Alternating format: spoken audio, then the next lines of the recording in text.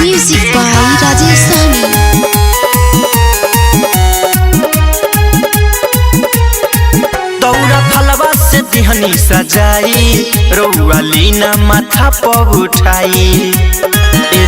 सुनी ना छठ बरती लो सभे चल गईले हमके दीना घाटे पहुँचाई भूखल शरीरिया हम करतानी बात बेनहीना बलम जी पियरिया बेनहीना बलम जी पियरिया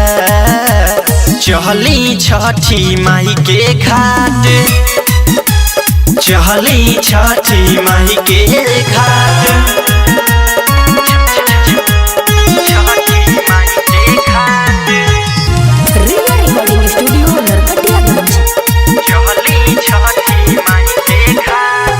पहिले पहिले करतानी छठ के बरतिया होई जाई देर जब घरे छूट जाई अरघिया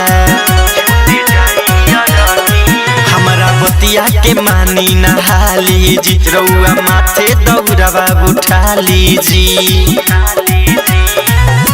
होता अबेर रउआ कुछु न बुझात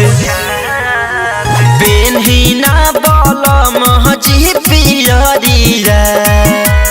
बेनहीना बलम जी पियरिया चहली छठी माई के घाट चहली छठी माई के घाट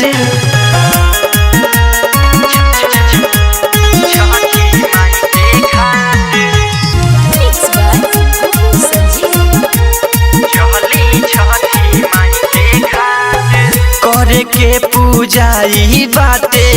असो छठी माई के ले हबो आशीष हम सिरवा नवाई के